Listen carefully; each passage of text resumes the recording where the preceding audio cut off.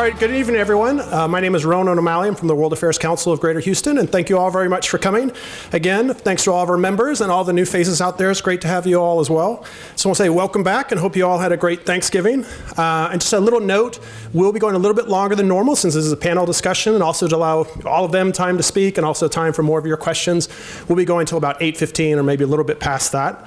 And before I start, I'd like to extend a special thank you to Julian Cardenas Garcia, who's not just our moderator tonight, but he very kindly helped put this great panel together and did a lot of work on the backside of this program. So thank you very much, Julian.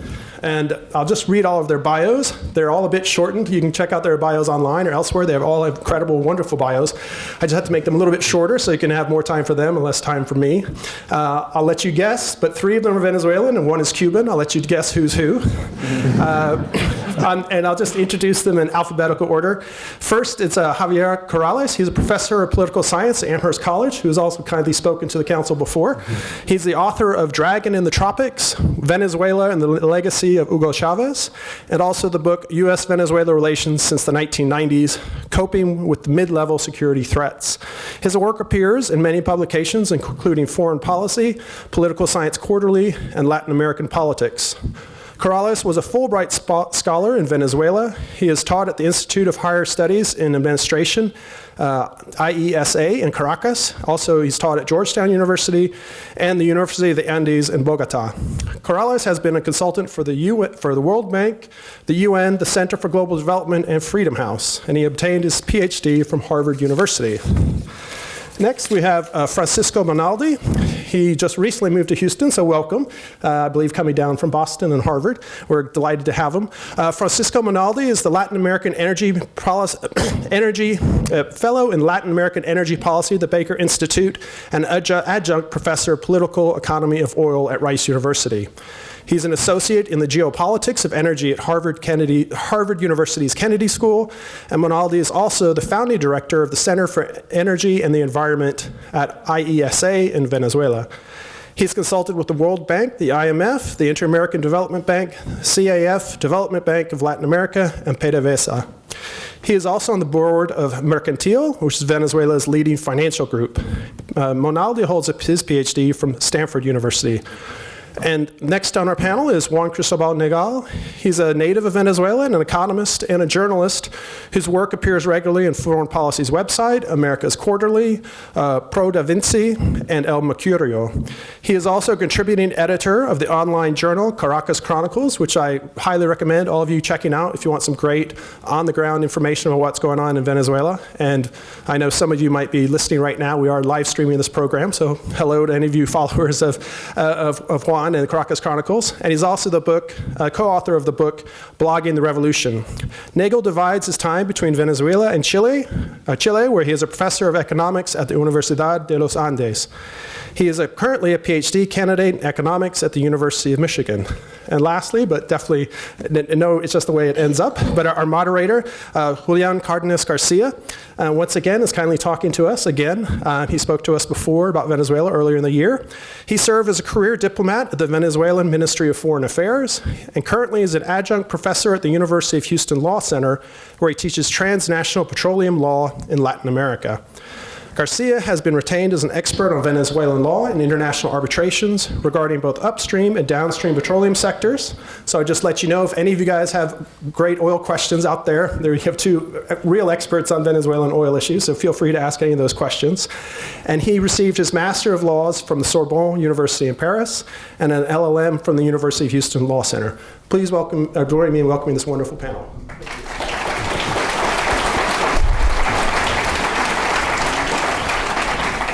Well, thank you very much for all of you for coming to this event. I would like to thank the World Affairs Council of Houston for putting all this together, for bringing here from Chile Juan and Javier traveling also from Washington.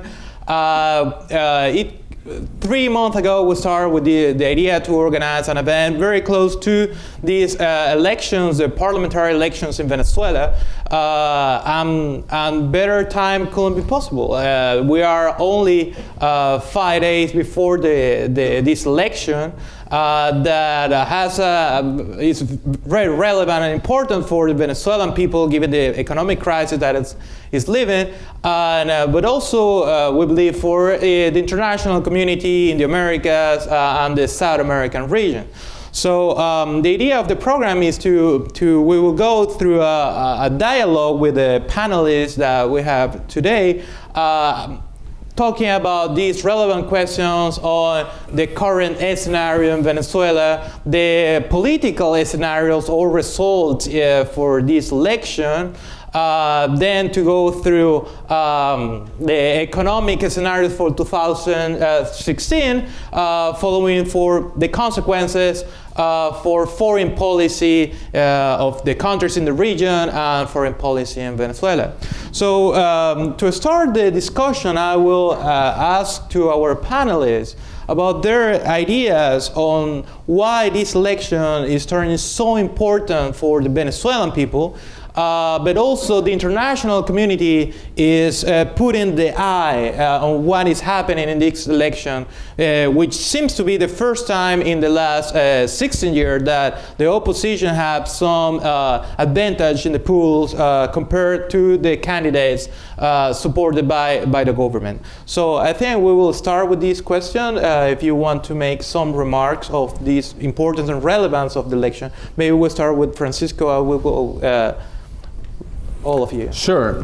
Thank you for the invitation. It's a pleasure to be here. And as was mentioned by Ronan, I'm a newly Houstonian, so I'm glad to be here.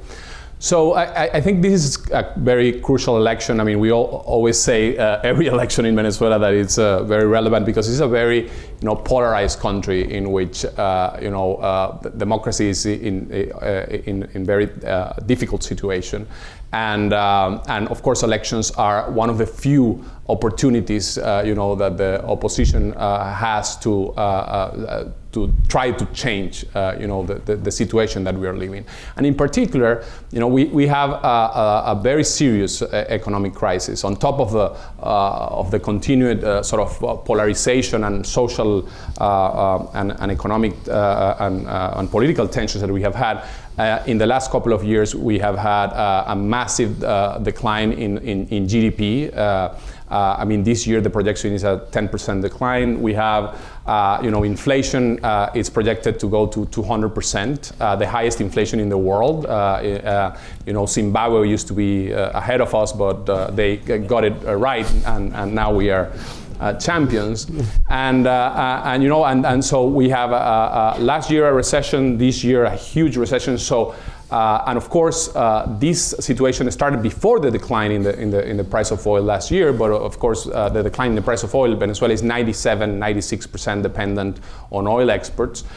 So this has been a tremendous, difficult situation for the country. So the elections are the sort of the first sort of opening to see if this massive crisis that has translated into a decline in the popularity of the president can translate into political change. And so we are electing the whole National Assembly. It's a unicameral legislature, and this could be the beginning of either a political transition or generate a further crisis if this does not translate into some degree of change, both in terms of the politics but also in terms of economic policy. Javier? To follow up, let me say why they're high stakes and then why they might not be so dramatic in the end. In Venezuela, you have an example of a trend that political scientists have identified since the 2000s, which is democracies backsliding into more and more authoritarian rule. They preserve some aspects of democracy, and in Venezuela, this has been the electoral system, but everything about them is incredibly autocratic. And this has been the process in Venezuela. During this process, the ruling party has been able to slowly capture every political institution in the country. This could very well be the first time since Chavez came to power where the opposition manages to capture an important political institution. And this is a big deal. because we don't know how the government is going to react if in fact it loses. It's not used to that and doesn't like the opposition and doesn't like to lose. So there is that uncertainty. On the other hand, it's only a parliamentary election. Democracies survive with presidents who do not control the Congress. It may not be that big a deal. The revolution might continue, so it could be huge, but it might end up not bringing about that much political change depending on how things evolve. Well, thank you and good evening. I just want to add two things that I, as an observer of the events that are happening, would like to highlight about this campaign. If there's anything that has defined the Bolivarian Revolution there are several things that have defined it, but one of the characteristics has been bravado. You know, the Bolivarian Revolution has been all about inevitable change and about establishing a new social order in the country. And for the first time, we see the government campaigning in fear. They are afraid of many things. They have instilled fear in the voters about what the opposition will do if they win, so they've campaigned based on fear. They are so afraid to talk about people's actual problems that all they talk about is about a person who died 3 years ago, Hugo Chavez. That has been their main leitmotif for the campaign. They have not offered any solutions for people's real problems, which have a lot to do with the economy. And finally, they're also afraid of losing power. I mean, the government consistently talks about what is going to happen if they lose the National Assembly. It is an ongoing debate within the revolution, within the governing clique, about the actual possibility of them losing. And this is very interesting for those of us who have been following this political process for the last 16 years, because it's the first time we really see them cowed into a corner, basically. And on the other side, we've seen an opposition that has been emboldened and that has probably not made the mistakes that one would expect from the opposition given their track record. They have managed somehow to take missteps or, if you will, stumbles in the road, and they have transferred them and transformed them into opportunities. Let me give you just an example. After the opposition selected their slate of candidates for the National Assembly, for the legislature, the Electoral Council, which is controlled by the government, said, oh no, half of them have to be women. And that was a perfect occasion for chaos to ensue, because political infighting would have been. But what they did was they went back to the drawing board and they selected a good slate of female candidates that they didn't have before, so they raised their quota. And this has brought a freshness to the campaign that we hadn't seen before. So we have a whole new host of female candidates that have taken the opportunity and given the campaign a new tone. And so I think that part of the story of this campaign has to do with that, with things that we haven't seen before in Venezuela.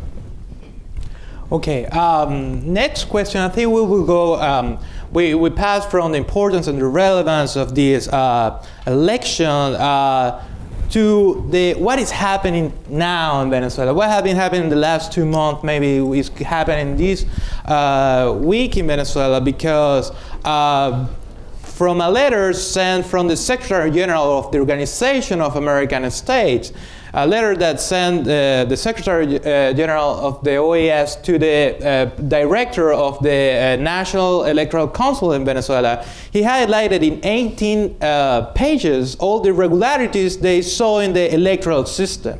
We see that this is an election, according to the polls, that there are some opportunity for the opposition to have a majority. However, the electoral campaign has shown that it's unbalanced in terms of the power and control of the petrostate and the opposition competing against all this power. There have been changes in the electoral circuits.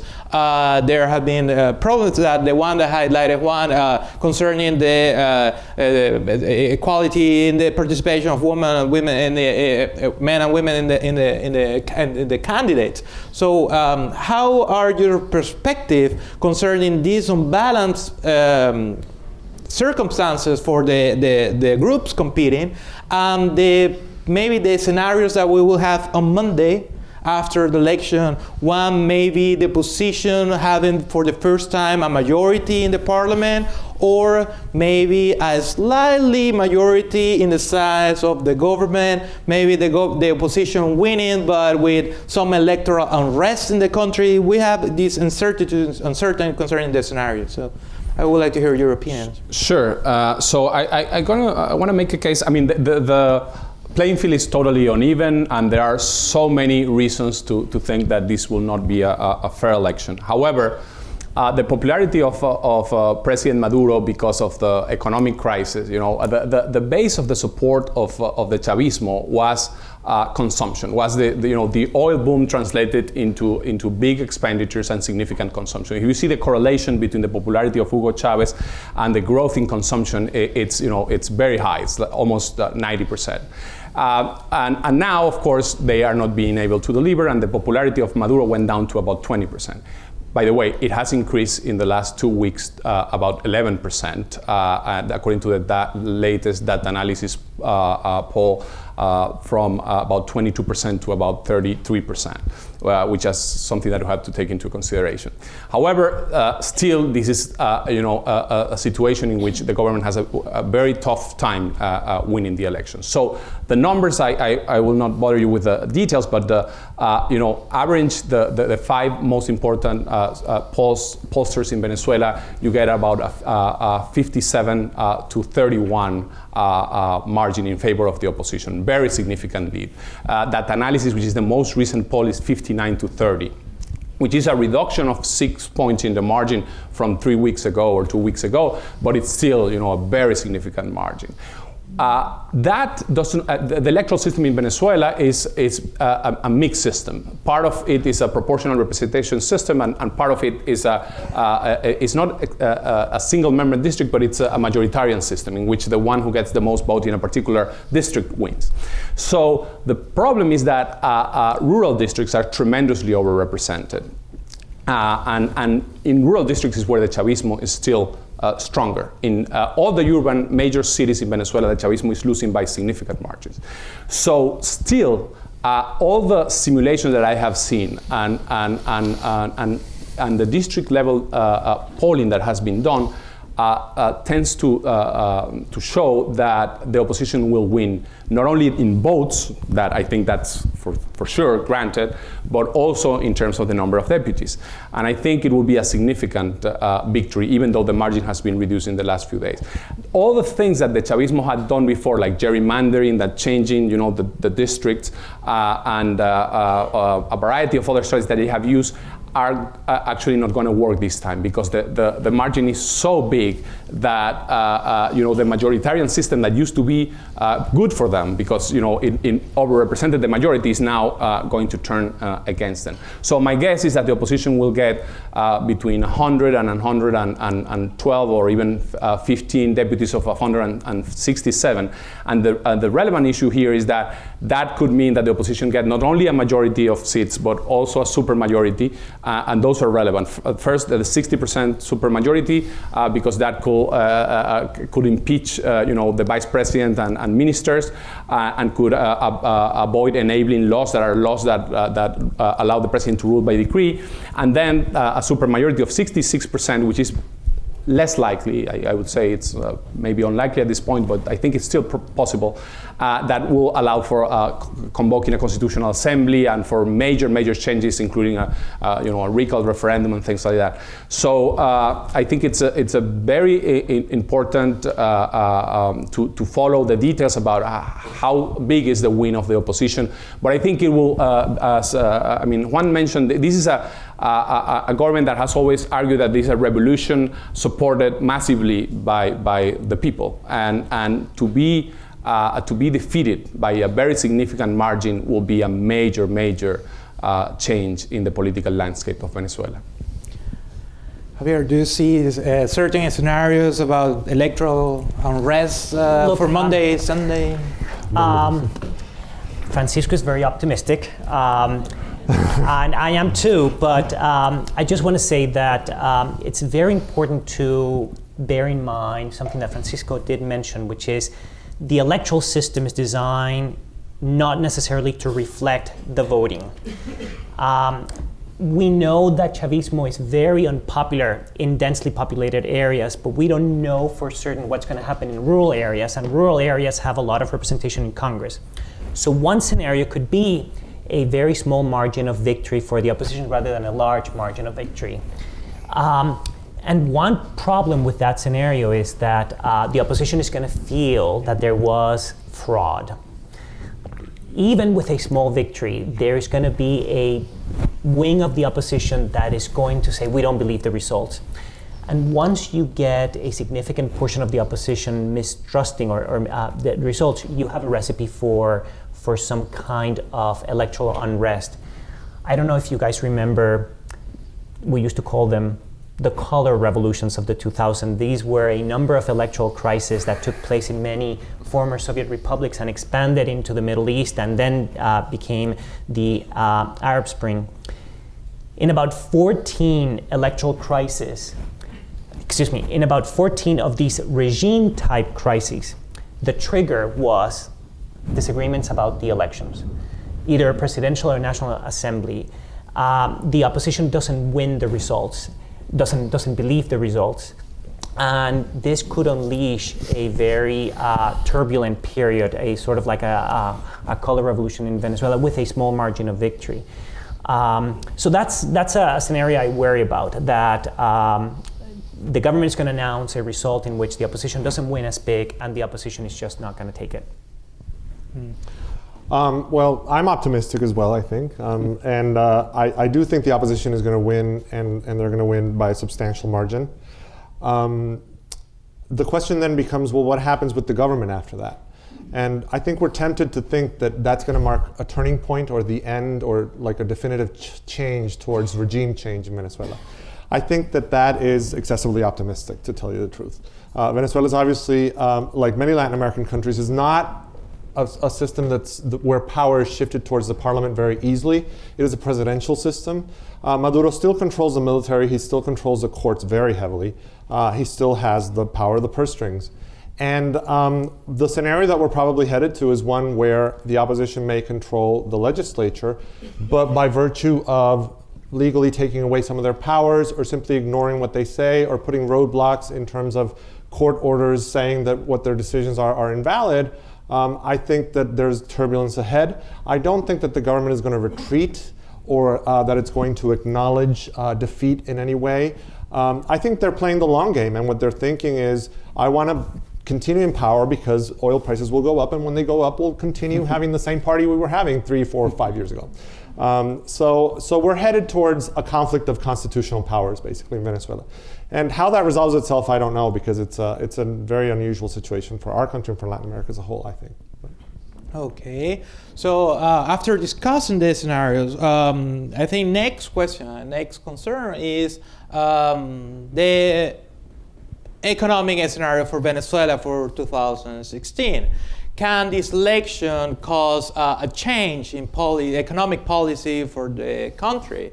When we had the first discussion on Venezuela this year, I had the honor to be one of the speakers in January for the World Affairs Council of Houston. And I remember I used as title of my presentation, "Waiting for Godot in Venezuela," because everybody was waiting with the expectation if in 2015 the government will approve the economic measures to try to avoid the crisis the people of Venezuela and the country is going through.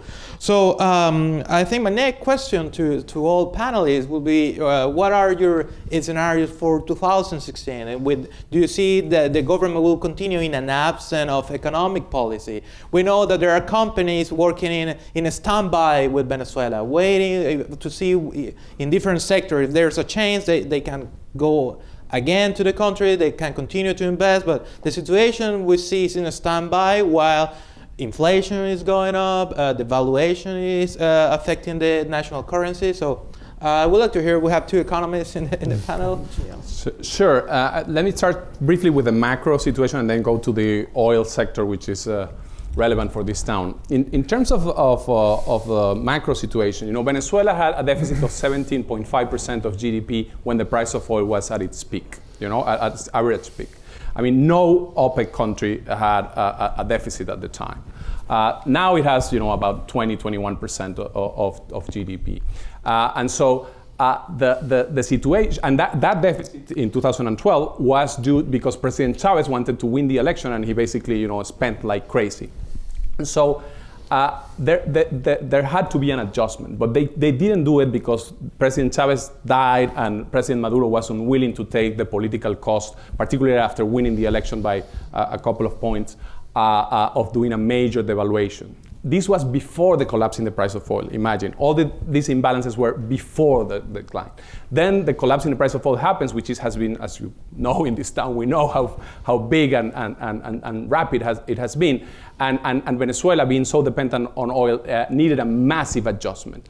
And there were particularly two policy options that were obvious. One, a major devaluation, because a devaluation in a country in which the government owns the currency, the foreign currency, improves their fiscal situation, and of course, also it solves the issue of balance of payment.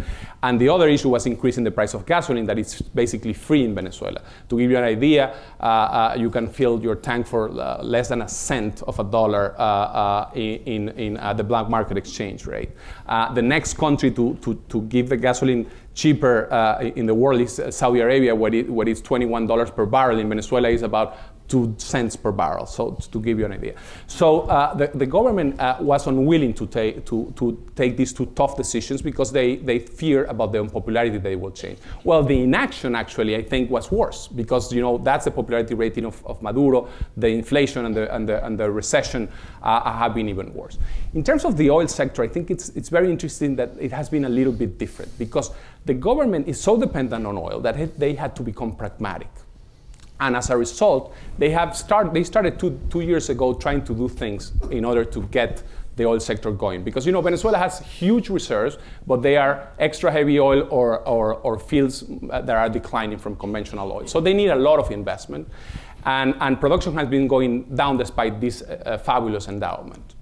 And as a result, the government started changing a little bit of policy. Some symbolic changes, like Reuters had this very good piece saying that that the new president of PDVSA ordered them to go to the meetings on time, wear a suit and a tie, and not dressed in the red shirts of the party of the government. But other more substantive policies, like for example signing some deals with Chevron, by which Chevron gave a loan to the JV, the joint venture in which they are with Venezuela, with PDVSA, with the National Company of Venezuela, in exchange to taking more control over the cash flow and more guarantees. And so some changes have been happening. For example, they to me, to tell you the truth, was really surprising that they were able to get investment by Eni and Repsol, companies from Spain and Italy, to build an offshore natural gas project by which Venezuela now is not going to import more natural gas from Colombia, and in fact it will start to export eventually. So there have been some things happening and some changes going on. However, with the current price environment, they are unlikely to be particularly fruitful, because PDVSA has a tremendous cash flow problem, and they are supposed to be the owners of 60% of every single project. So how are they going to invest in these projects? They have a very significant lack of human resources. Of course, all the macro crisis, the crime situation, etc., in a context of lower oil prices and with other countries with much better institutions competing now with Venezuela, like Mexico, for investment. I think all those reasons make it hard to see a significant, change in the oil sector in Venezuela. However, I have to say that there is still tremendous potential, even with the extra heavy oil that it's, costlier and has to be blended with lighter oil to be exported. Even at relatively low prices like the ones we have today, it's possible to develop that under the right conditions. So I think that eventually you will see Venezuela becoming again a more relevant player in the oil sector. Let me do an analysis of not just the oil sector, but the political economy as a whole, and say this. It seems that Venezuela's economic problems, and I'm not an economist, and maybe you will see why now in a moment with the silly things I'm going to say. Venezuela's economy shouldn't be that difficult to fix.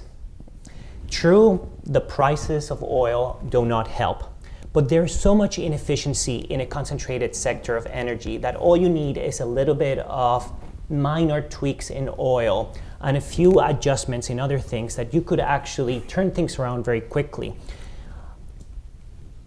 And I think things will change in oil in the direction that Francisco is outlining. But The problem is that I find that this government has no interest in making the one correction that the country needs, and it's away from oil, and that is the way that it treats the private sector. This is a government that self-describes as socialist. They are really communists. They are interested in destroying the private sector. I have become absolutely convinced of this. They have no desire in seeing private corporations generate enough profits. There is in Venezuela a new version of a price control law that not only controls the prices that the retail economy can charge for products, but also controls how much you can make in profits. They are absolutely terrified of concentrated wealth on the private sector. And so I worry about the fact that you might have a country that will save itself through oil, and that continues oil and a devaluation, but will remain committed to ensuring that this remains the most inhospitable nation in the Americas, if not the world, for the private sector. And this is something we haven't seen in the Americas. It's no coincidence that we have scarcity as well as inflation. We have scarcity because of these price controls, and this is what you get in heavily socialist economies. This disappeared in the Americas, and we never thought we would see it go. All economists tell them you have to undo the price controls, and what they do is they double the price controls. And so the pragmatism that we might see in the oil sector, I don't think will translate into the microeconomy, the treatment of the private sector. And this is going to be what I think will continue regardless of what happens in the election. Juan, you have some examples in microeconomy? Sure. I mean, I just want to add to, I agree with both of what they're saying. I think that the way to view this is that this is not a government that cares about the well-being of the economy, but it cares about preserving power. And the solutions are obvious. For instance, Venezuela has had an electricity generation crisis for the last 5-6 years. There's blackouts constantly. It happened right after the government nationalized the electricity sector, took over all the electricity generation and made it state-owned. The solution is obvious. You got to fix the price system. You got to fix the pricing, the incentives for there to be investment and for their consumers to pay for their electricity and whatnot. But they haven't done it. And the reason they haven't done it is because politically it's not feasible. Because A, it might touch some special interests that they might have, or B, changing the way that Hugo Chavez used to do things undermines Nicolás Maduro's credibility with his own coalition. So you can't just come in and start doing some sort of different policy than what Chavez was doing. Regardless, what we're going to see is continued paralysis, I think, because politically, even more in the context of coming out of a legislative election in which they're going to lose probably, he's going to have much less political capital to implement any type of policy that's different from what they've already been doing. And the economy is going to suffer, but he still controls the military, he still controls the courts, and he still controls the oil wealth. So, you know, he can swing by and wait for the oil price to go up again and see what happens. Yeah. All right.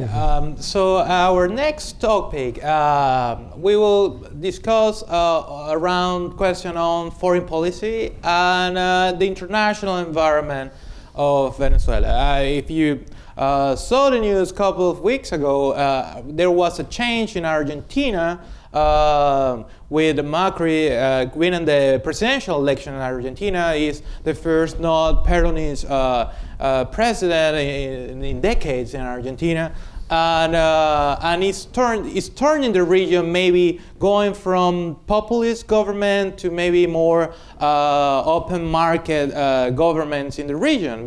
We have to have in mind that Venezuela was led left-wing governments in South America, and populist governments, socialist governments in South America, and with the decrease of oil prices, these influences have diminished.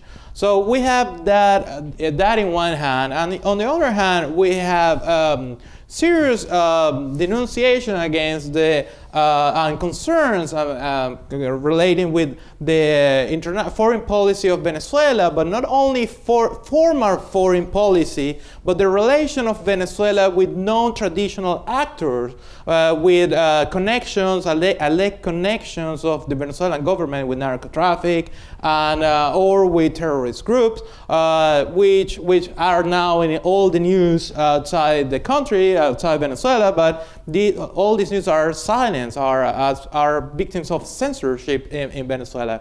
So I will appreciate the comments of the panelists on this topic, international and foreign policy topics. Sure. I think, as you point out, the Argentinian presidential election has been a very significant election for the region and for Argentina. As you pointed out, the first in 100 years, either Peronist or non-Peronist or no-radical that has won the elections. It's arguably the first center-right candidate that has won the elections in Argentina in a century. So it's a really relevant for Argentina itself, but also for the region, because this is the first of the regimes that were these populist left-wing regimes that were have become very powerful in the region, which were started by Chavez, but also include Argentina, Bolivia, Ecuador, Nicaragua. And this is the first one in which there is a change. So I think it's a relevant issue. I don't think that the election itself in Argentina, in terms of the election in Venezuela, has a particular impact. Voters are not looking at what happens in Argentina. However, I do think it's important because Macri, the winning candidate in Argentina, has made an issue of democracy and particularly in Venezuela, and has asked for Leopoldo López to be freed. So I think this is important. It's not only that an ally, a strong ally of the Chavismo has turned, but it has not gone to a neutral position like, say, Peña Nieto, but it has gone to someone that has really been speaking about the issues. But the other thing I think it reflects is a major change that is happening in Latin America, which is the following. We had the best decade in at least in South American countries that we had in many decades because of the significant windfall of commodities. Almost every single country in South America had a very significant increase in revenues because of the exports, particularly to Asia and to China. And that has come to maybe not an end, but at least a significant decline. So we had presidents all over the region that were extremely popular, everywhere. Not only on the left, also on the right, like, for example, the president of Colombia. However, with the exception, by the way, of Peru, which has been a strange case. However, that is turning against. And so you have now President Rousseff in Brazil with very low levels of support. You have this change in Argentina, and I think that points toward this model that was based to a significant extent on distributing this rent from natural resources. It's getting into trouble. With, I would say, I think one interesting exception, which is Bolivia, that President Morales is still extremely popular. There's no question that U.S.-Latin America relations have changed significantly in the Americas. Let me just be emphatic about it. Perhaps I'm going to stress the point a little too much. We're living in a world where we're constantly being told that the world is full of anti-Americanism everywhere. In Latin America, the story from the last 6 years is a growth in pro-Americanism. The model that Chavez represented, that Venezuela represents, of fighting imperialism, was very popular in Latin America up until 2005. There was perhaps a break in the 90s, but in 2005, 10 years ago, the trend was this leftist, anti-imperialist tendency. It seemed hopeless. It seemed like Latin America was again leading in terms of governments whose foreign policy were very contrarian to the United States. If you look at the region now and you don't think of Venezuela, you exclude Venezuela, most countries in the region now want deeper relations with the United States rather than thinner, more rather than fewer contacts. There are many areas of dispute: trade, drugs, human rights. But what we're now seeing is an alignment with the United States that we haven't seen in a long, long time. The exception being Venezuela. But even Cuba, I know that some of you have visited Cuba. Cuba is also interested, and you see it everywhere. And maybe it's cyclical, maybe it's, we're going to see a swing, but it's really a remarkable environment. And this, I think, is affecting what's happening in Venezuela. Venezuela is very isolated with its foreign policy of challenging the United States. It has been, in many ways, a failed foreign policy because today there are fewer Latin American countries interested in following the foreign policy model of Venezuela. It is a remarkable period. I don't know how it's going to last. I have seen the region go up and down in terms of anti-Americanism, but for the past 6 years, what we see is more interest in the part of Latin American governments to have deeper relations with the Americans. I think in terms of international relations and the Venezuelan election in particular, we're seeing a little bit more activism on the part of Venezuela's neighbors and on the multilateral organizations like the Organization of American States to question the institutions of Venezuela and to what extent Venezuela has clean elections or a good human rights record or whatnot. I think it's easy to get carried away with the little gestures that we see, such as so-and-so saying something to the press or so-and-so writing a letter. It's easy to get carried away with that. I think what matters ultimately is that the rest of the governments in South America, majority of them are ideologically aligned to some extent with the Venezuelan government. They're also very unpopular, so they understand Maduro's predicament. And a lot of them have lost power through Congress, so they understand that too. And so they're going to say, well, okay, you lost Congress. That means that you're somewhat of a Democrat. Just try and behave a little more and we'll shut up and we won't say anything. Just to give you an example, the new president of Argentina said that he was going to try and throw Venezuela out of Mercosur, which is the regional trade bloc that involves Brazil, Argentina, and a few other countries, and Venezuela. And the president of Brazil has already said that that's off the table. Yeah. She's not going to go with that. So it's not, I don't think much will change. The tone might change, and you're going to see a few gestures towards the opposition. Now that the opposition is going to show electorally that they are the majority, I think it'll give them a legitimacy in the eyes of the international community that they had lacked up until now. We'll see how that translates into foreign policy directly with respect to Venezuela. But it's going to be gradual. I think it's going to be gradual. Okay, I think with this, these were the four main topics we wanted to discuss. This was the end of our initial script. So, but what we're gonna do now is to play a little jazz and improvisation, and we will go through your questions.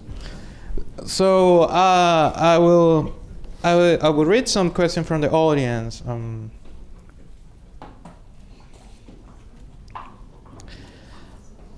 Okay, one question from Javier is, do you see any change in the strategy of the opposition running this election compared to other previous campaigns? Sure. I would say that one of the favorite games of many of my colleagues, political scientists, is to criticize the Venezuelan opposition. The argument is the reason that they have never defeated Chavismo has got to be because they make mistakes. This is an easy argument to make, to blame all mistakes or explain all mistakes by saying all these electoral losses by saying they played mistakes. And I have always argued that actually the Venezuelan opposition has done incredibly well considering the obstacles against it. The Venezuelan opposition has been able to maintain unity when most of the time in most countries opposition parties tend to split because there's so many disagreements about strategy. Do you talk or not talk to the government? They have been able to maintain unity. They have been able to fight abstentionism, which is the tendency of people who feel defeated, who feel like there's no hope, that the electoral system is so rigged against you. They have been able to fight that. And they have been able to coordinate electoral strategies. They have been able to make sure that they do not have surplus candidates, that if there's one seat for office, that they will present only one candidate. So that required a lot of negotiation among incredibly disparate groups. This is huge. Very few opposition parties do this. And I think we're seeing the results of this. Why is it that they have never had major victories? That's because they were fighting a petrostate that was very popular in a consumption boom that Francisco and Juan were describing. But they have recovered from the dead in a way that is almost unheard of in Latin America and in many countries. It's, I would say, a remarkable story. Now, they have made many mistakes, and we can talk about them. They don't have, sometimes they don't have, one could argue, a strategic vision of how they need to differentiate themselves from the government. Sometimes they sound too much like the government. But in general, in terms of unity, abstention, and producing the right number of candidates based on seats to be elected, they've done really well. And so kudos to the opposition. Okay, thank you, Javier. Next question is for Juan. President Maduro has threatened in some speeches that if the government loses this election, people will go out to the street to support the government. Do you see people going to march and going to the street to support the government on December the 7th? Not in large masses. I mean, we have to take into account next year there's no elections in Venezuela, and traditionally when there's no elections in Venezuela, there's a lot of protests. So particularly in a scenario where you're going to have divided government, that's a recipe for disaster, I think. But I don't think December 7th is going to be shocking to many people. You know, me, myself included, probably all we're saying is going to happen might not happen, so we might be shocked.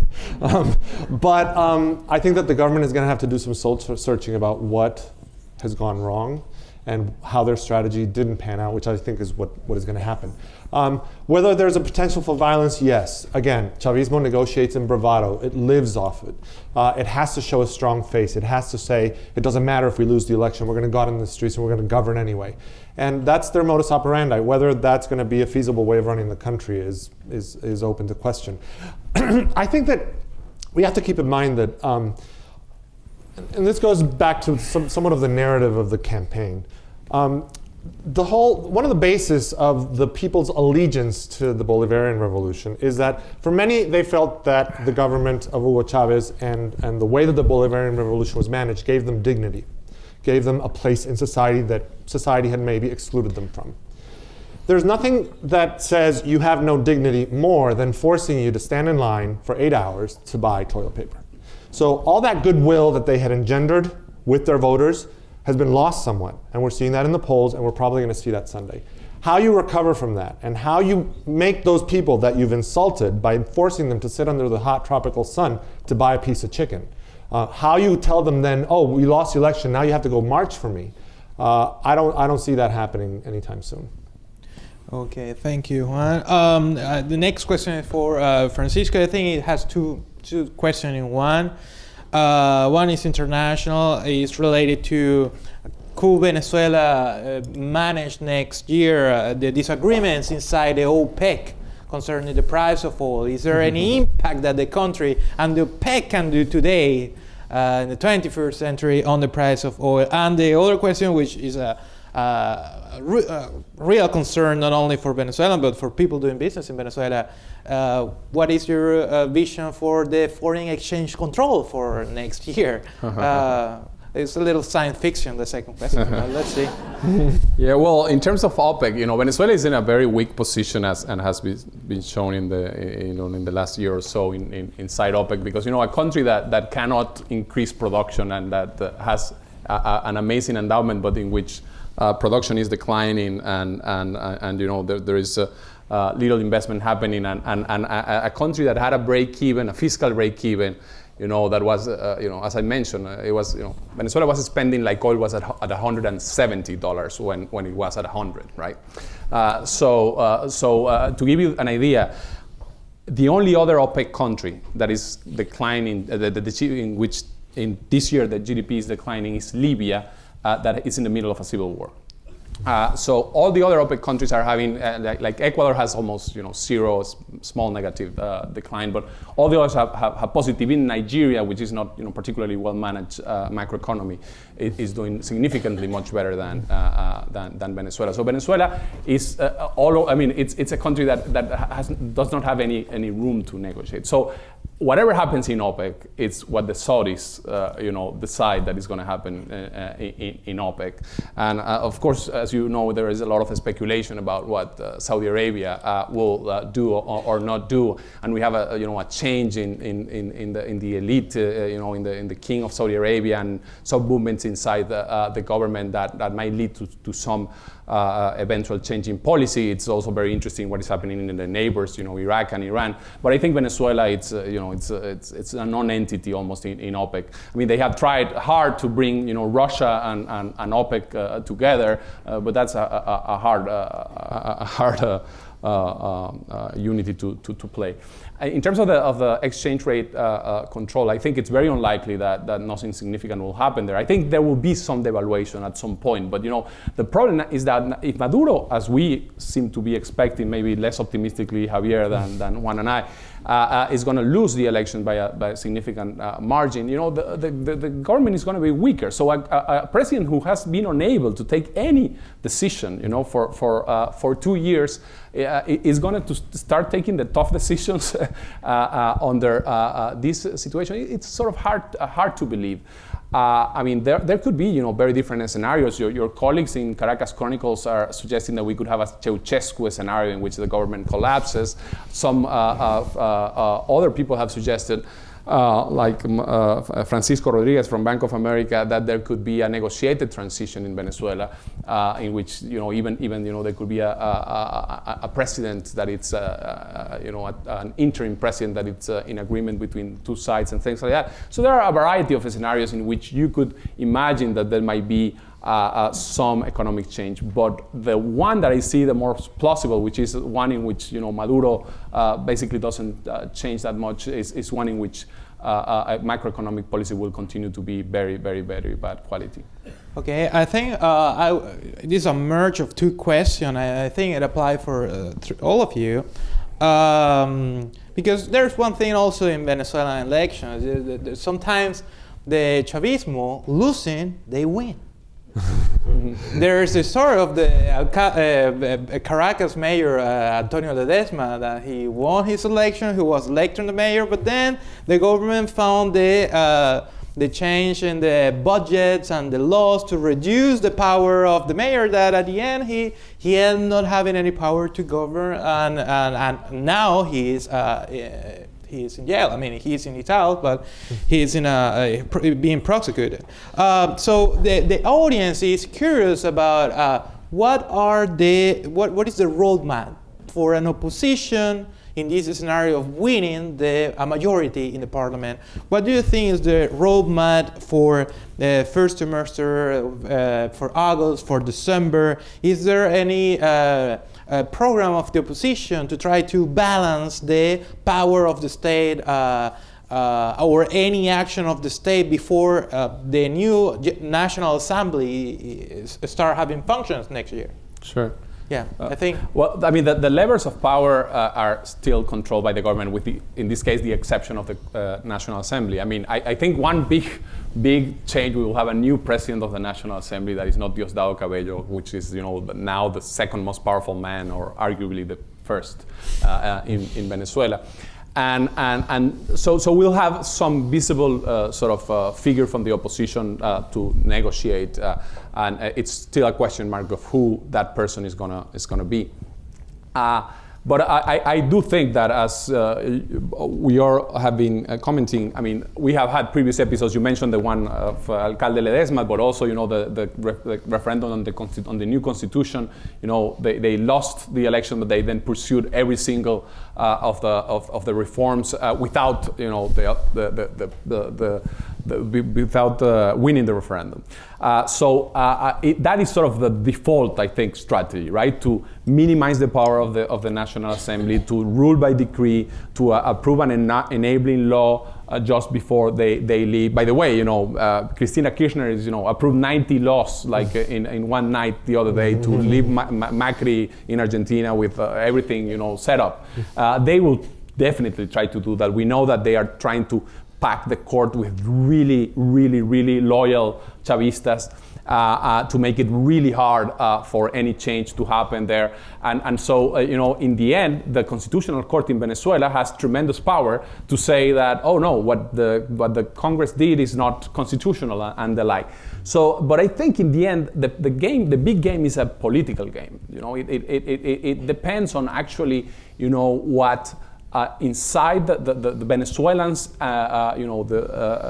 the electorate and the international pressures force them or not to do, and how these figures, like the members of the Constitutional Tribunal, see things progressing. Because if they feel, the court in Venezuela was totally packed by people from the previous regime, and they, because Chavez was, popular, 60% popularity, they allowed him to get full control over Congress, for example. So I do think that there might be changes if the political events lead to that. But for sure, that will be, I think, the default strategy to sideline the. Javier? If I were the opposition, what I would do, leave the economy to the government. Let them deal with the mess. Sure. Don't go there. And focus on one change in Venezuela. Reform the constitution to eliminate indefinite re-election. Venezuela has the distinction of being one of the few countries where there are no term limits. If they could change that, this would be a major transformation, because the moment that you have a term limit, you will affect the dynamics in the ruling party. The ruling party will say, Maduro is gone, we can now emerge as new forces out there in the market to compete, possible bridges between some wings of Chavismo with the opposition. I think it's going to be a difficult thing to do. The president is, of course, going to hate it, but I don't think other members of the ruling party will object to this. And it'll be nice. It'll be just one focus with enormous political repercussions, and leave the economy to the government, the ones who know the least about it. One of the remarkable things that we're seeing in opinion polls right now in Venezuela is that upwards of 65% of people want Maduro's term to end now. Like, they want him out, whether by a referendum or to resign or something like that. I mean, it's one thing to have an unpopular president. It's quite another one to want him to leave right this minute. People in Venezuela instinctively understand that Maduro has no capacity to deal with the economy, that things are not going to get better anytime soon if he's still in power. This presents a conundrum for the opposition, because the opposition has two camps. There's one camp that's more radical, it's more associated with Leopoldo López, who's in prison, who's one of the leaders of the opposition, who really want to put an end to the government via the constitutional ways that there are, via resignation or a referendum or a constitutional assembly or whatnot. There's another segment of the opposition that wants to ease the transition, to negotiate, to maybe try and modify the institutions to see if we can find a way to coexist. The continuous roadblocks that the government is going to throw an opposition-controlled National Assembly is going to embolden the more radical segment of the opposition, who, by the way, feels emboldened by 65% of the people who want Maduro to leave. So I think that what we're going to see is an increase in radicalism, sadly, for those of us who believe in trying to find some way of dialoguing. And I think that that's probably going to be one key source of conflict in the coming months. Okay, I think these are the last two questions. We have one from YouTube. We're broadcasting live on YouTube, so one of the members of the audience in YouTube sent this question. People is asking whether a victory of the opposition can encourage economic liberals and pro-business groups to support the opposition, or to see closely the Venezuelan situation, maybe get more involved in a change for the future elections in the country. If they see the opposition as a solution for an opening for private investment. And then Other questions from the audience are asking about the relevance of the election from the point of view of the United States and the point of view of China, which is also a major actor in the Venezuelan economy and society now. So I think we start first with the reaction or the encouragement of economic liberal and pro-business groups with the result of the election if it's in favor of the opposition. And then we go to the relevance of the election for China and the United States.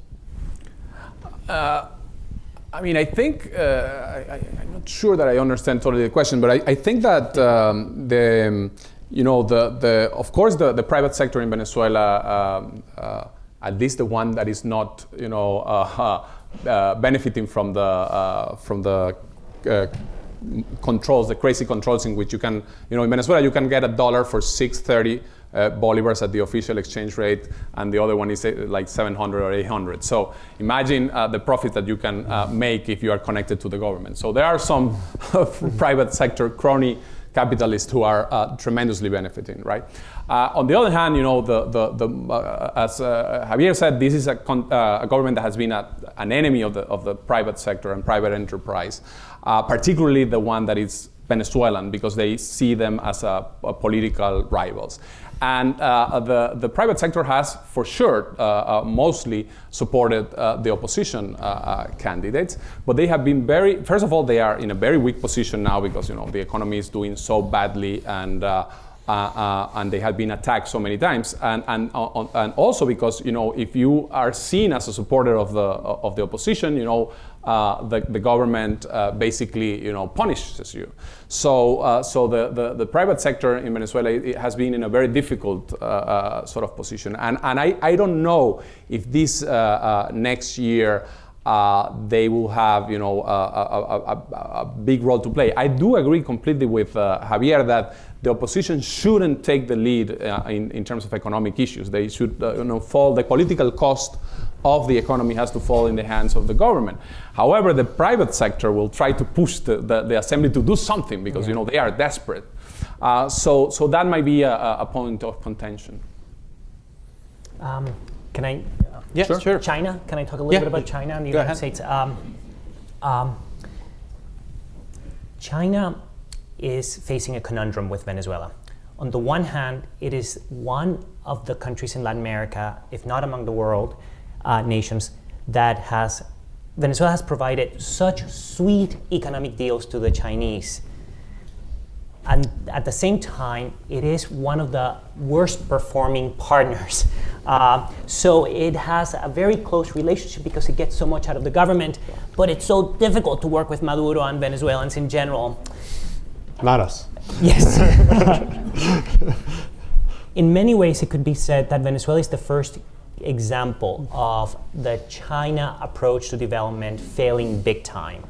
The idea that you will offer a lot of support in return for very little conditionalities on governance. What we're seeing is that this model of Chinese interaction with developing countries is collapsing, and the Venezuelan case is an example of that. It's the first case, and I think the Chinese are aware of that. Does that mean that the Chinese are ready to support the opposition? And here is the paradox. Absolutely not. The Chinese will continue to want to benefit the country, even though it is fully aware that it is one of its most dysfunctional partners. And this is not that unheard of. It happens all the time. It's sunk investments. They have so much at stake that they just don't want the investment to go away. They will want to protect it, even when it already feels like it's a lot of bad money going into it. So from the point of view of China, it's going to be very difficult for China to be in love with the idea of regime change in the direction of the opposition. That's all I want to say about China. Well, I'll just add to that, and I hate to end this on a negative note, but one of the mistakes that we've talked about, the mistakes of the opposition, one of the mistakes of the opposition is their very basic understanding of foreign policy. The opposition in Venezuela does not have a clear idea of China, of what role China is going to play in the transition, of the pros and cons of the Chinese involvement in Venezuela, and that's a real shame. For instance, I've never heard of a leader of the opposition ever going to China, or actually saying something smart about the relationship between Venezuela and China. with the US, it's understandable because it's such a touchy subject. I mean, I'm sure they have ideas, but they don't talk about it in public. But with China, you have a country that's very heavily involved in the country that has considerable clout and also has imposed conditions that some would even call anti-national, if you will. And the opposition doesn't have a clear idea of how to deal with it. So to add to what you're saying, I think that part of the reason why China doesn't want or maybe necessarily think that regime change would be a good thing is because they don't really know these guys. And they don't know what to expect from them. And they don't have any trust in them. And that's been their failing. That's been the opposition's failing to not establish a connection or a bridge to China, if you will. So, thank you. So I think this gig has come to an end. And thank you.